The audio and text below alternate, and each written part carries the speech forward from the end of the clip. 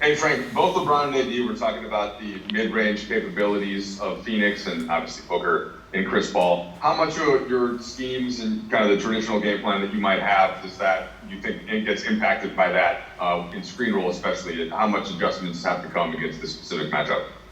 Yeah, I wouldn't necessarily say there are adjustments, just an alertness to it. There's a perception that defenses in the NBA want to give up the mid range, and take away threes and basket attacks. But we want to take away everything. Especially against a team that's very good at knocking down mid range shots, like CP3 and Book are, and really their whole team is. So we want to take away everything, and certainly that's a part of it. What do you think could translate most from AD's performance, Frank, before LeBron returned just a couple weeks ago against Phoenix in that home game? Well, I just think that we did a good job countering and taking what the defense was giving us. More so in that game than any. But it's you can't take a whole lot away from one game out of 72. Phoenix didn't play a great game defensively that night, but they're a top seven defense in this league, and we know they're going to put up a hell of a fight. So but there's some fundamental things that we did well in that game that we have to try to repeat. Um, Hey Frank, a number of Phoenix's star players are making their debut in the playoffs. Do you see a key factor in this series is leveraging sort of your experience and your players' experience, and maybe forcing some of those less experienced guys or guys who haven't been in the playoffs before to make kind of tough decisions? Yeah, I mean, I think the experience thing is one that when you have a group that won a championship recently, I think that benefits you in the next year's playoffs.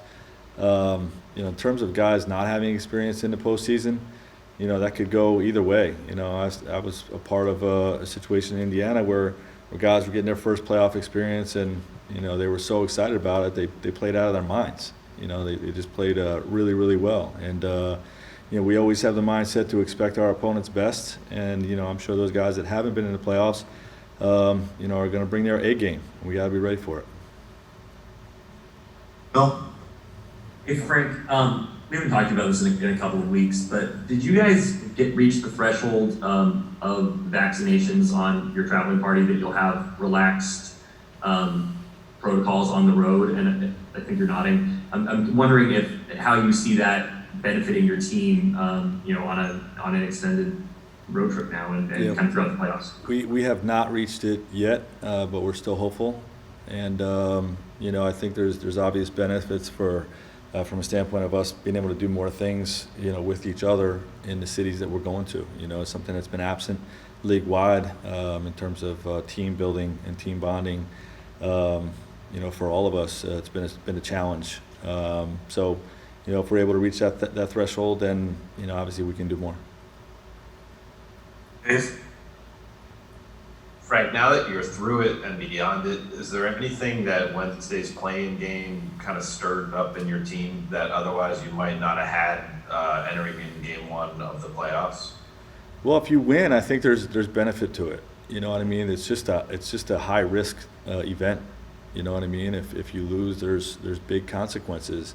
But if you're able to be put into that environment where every possession matters, and you're able to prevail, I think there's a benefit to your group of heightening your senses and your instincts, to create that playoff environment before you hit a 7-game series. So hopefully that plays as a positive for us going to the next game, but we'll see how it plays out. Good afternoon, Frank. What's up, BT? Everything is good, man. Can you envision using your 3 center rotation in this series? And can you also see AD playing something at that position? Yeah, we're going to look at everything. This is one of the games that we played Mark and Trez together against Phoenix, and they had some success. Obviously we looked at some things defensively that were concerned as well. But everybody's got to stay ready, including being able to use lineups with AD at the 5, and we'll do whatever we need to do to win that game. And, like I said, everybody's staying ready for when their number's called.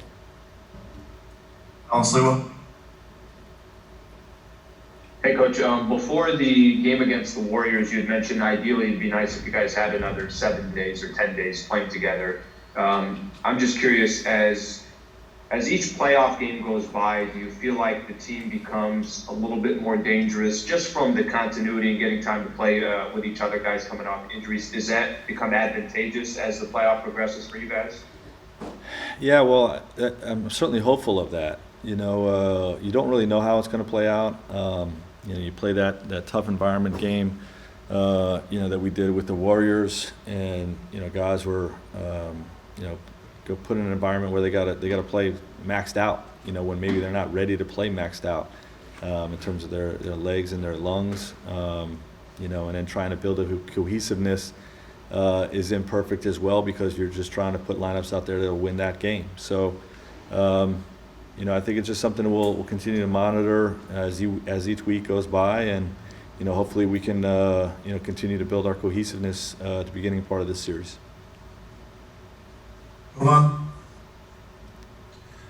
Hey Frank, KCP is obviously really good in that sort of chaser role of following guys around screens. I know it's going to be a group effort against Devin Booker, but how important is KCP's individual defense in that matchup going to be in just trying to slow Booker down?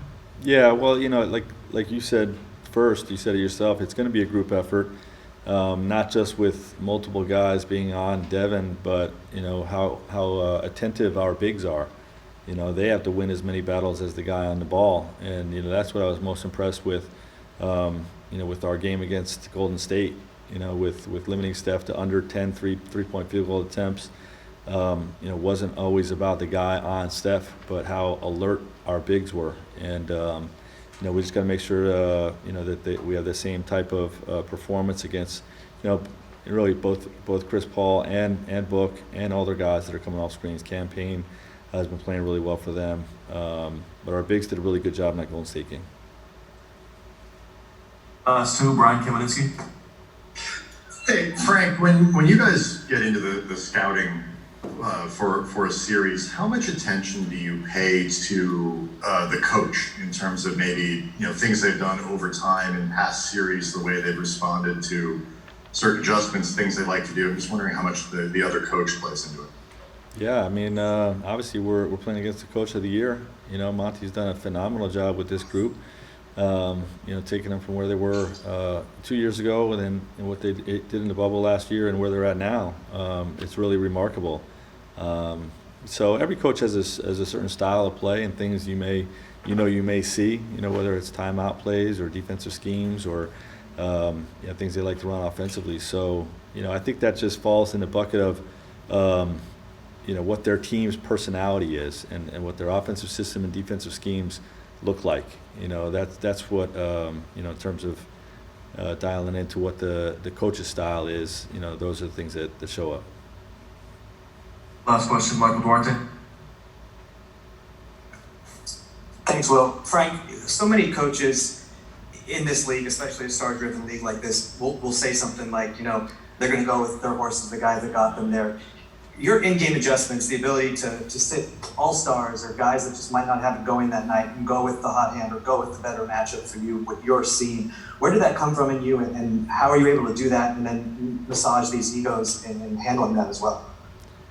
Well, for me, it's just about whatever it takes to win that game. We coach to win. We set that tone with our group at the beginning of the season every year, and our guys understand that it's some nights they're going to play more than others, and we're going to put the guys out there that are going to help us win that game. And I put a great deal of thought into how a game could play out and what impact certain guys will have on that game. And obviously the coaching staff does a great job making group decisions with me in game to help us feel that stuff out. It doesn't always play out well, but it's one of those things where you just study it relentlessly, be as prepared as possible, and make the best decisions that you can.